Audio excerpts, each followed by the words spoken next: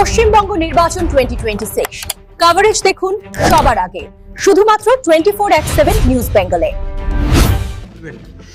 দেখুন, গতকাল আধ ঘন্টা বৃষ্টি হয়েছে। সেই আধ ঘন্টার বৃষ্টিতে মহেশতলার বিস্তীর্ণ এলাকা জলমগ্ন হয়ে রয়েছে। সারা বছর জল জমে থাকছে, খালের কোনো নিকাশি নেই, ড্রেনগুলো সেগুলোকে ড্রেসিং করা হয় না, স্বাভাবিকভাবে জল জমে যাচ্ছে। সেই জলে পা দেওয়ার ফলে বিভিন্ন রকমের চর্মরোগ হচ্ছে, পোকা জমছে, মশা কামড়াচ্ছে, এক দুর্বিষহ অবস্থা।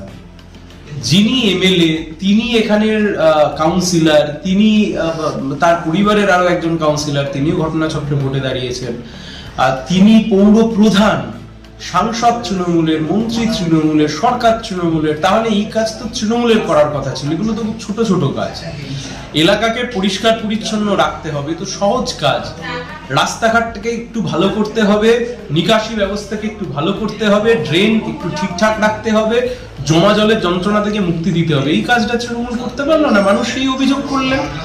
আর এই যা দিদি মোদি সেটিং যা চলছে, সবাই ধরতে পারছেন বলে এগিয়ে এসে বলছেন যে না, এবার আমরা আপনাদের উপরে ভরসা করতে চাই, আপনারা থাকুন, আপনারা লড়াইয়ের ময়দানে থাকুন, এবার আমরা লাল ঝান্ডাকেই ভোট দেবো, সিপিআইএম কে ভোট দেবো। কারণ আপনারাই বেকার যুবকের চাকরির কথা বলছেন, মহেশতলার স্থানীয় ইস্যুর কথা বলছেন, মহেশতলার যে হারানো ঐতিহ্য শিল্পতালু তাকে আবার পুনঃস্থাপনের কথা বলছেন, এসএসসি টেট শিক্ষা ব্যবস্থা ভেঙে পড়েছে তাকে ঠিক করার কথা বলছেন, মহেশতলার ভালো কোনো সরকারি হাসপাতাল নেই সেটাকে প্রতিষ্ঠার কথা বলছেন।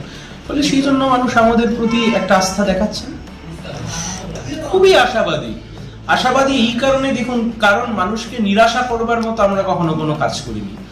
আমরা সাধারণ মানুষকে ভালো রাখতে চেয়েছি, শিক্ষা ব্যবস্থাকে উন্নত করতে চেয়েছি, পশ্চিমবাংলাকে এগিয়ে নিয়ে যেতে চেয়েছি, মহেশতলাকে এগিয়ে নিয়ে যেতে চেয়েছি। কিন্তু দুই ফুলের গন্ধে মাথা ধরে যাচ্ছে, তাই জন্য বাম লাগাতে হবে, লাল ঝান্ডা কাস্তে হবে। দেখুন, 1500 টাকা দিয়ে তাকে একটা হাত খরচা দেওয়া যেতে পারে, কিন্তু একটা স্থায়ী সমাধান হচ্ছে চাকরি।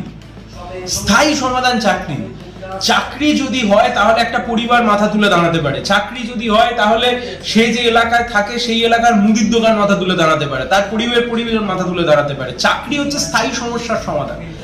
চাকরিটা কোথায়? এ তো ভোটের জন্য ভাতা, এ তো সারা বছরের নয়, এ তো ভোটের জন্য 1500 টাকা। 1500 টাকায় কি হবে?